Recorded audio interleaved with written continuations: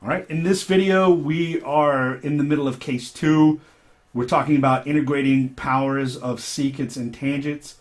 So we are in case 2. Case 2 was when the power of tangent is an odd number, as in this example right here. So here I have tan cubed, tan to the third power, times secant to the 15th of x. So the key is that this power of tan is odd, okay?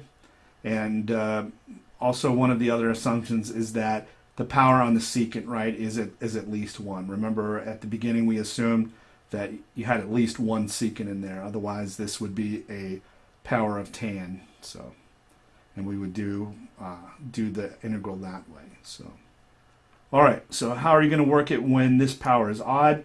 You can't do it exactly the same as the other one. Where the power of secant is even. So what you're going to do is peel off a secant from the secants that you have and a tangent from the tangents that you have.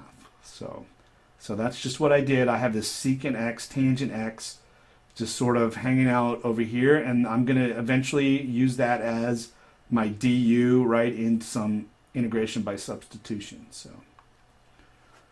All right, and so what I'm going to do then is the power of tan was odd, so when I pulled one off, this power became even, which means that it's easy to use that Pythagorean identity, right? Tan squared is equal to secant squared minus 1 to switch this over to secant.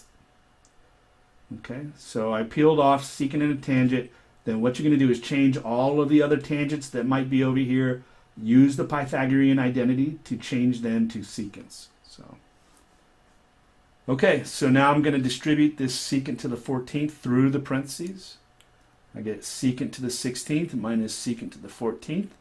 I have secant x tangent x dx over here. So now everything is set up for me to do a substitution.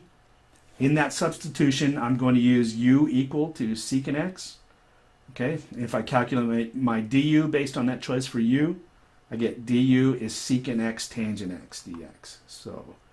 So look, that was waiting for me right here, and so all along that was the plan, right, is to make that substitution and have this waiting for me as the du over there. All right, now make your substitution. So secant 16th becomes u to the 16th.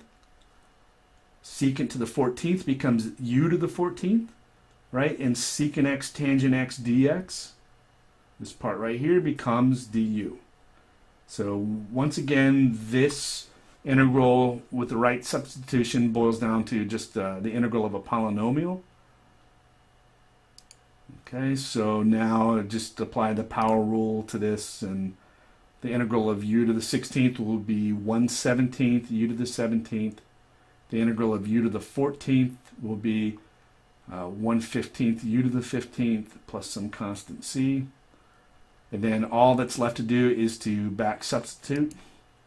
And I get 1/17 secant to the 17th minus 1/15 secant to the 15th plus some constant c. Okay, so now for the summary of that case, what do? In the case that m, the power of tangent, is odd, right, then you can split off a factor of secant and tangent. Okay. Then change the tangents that you have there, all the other tangents, not this one here, but every other one. Convert those to secants using the Pythagorean identity. And then integrate by substitution with u being equal to secant x. So that's what you would do if m is odd. Sometimes you'll run into problems where it's both case 1 and case 2. So you can use whichever method you like. Theoretically, one way may be easier to carry out than the other way. You're just going to have to decide what you think is easier in that case. And also remember, if you choose to go with u equals secant and your buddy chooses to go with u equals tan, right, then you're going to come up with different looking answers, right, that are both correct. So if you have a choice, if it's both case 1 and case 2, you can You can decide, but just be aware, right? If you choose differently, then you might have an answer that's perfectly correct, but not match somebody else's answer or the answer that's in the back of the book. So just be aware of that. And that's it for case 2.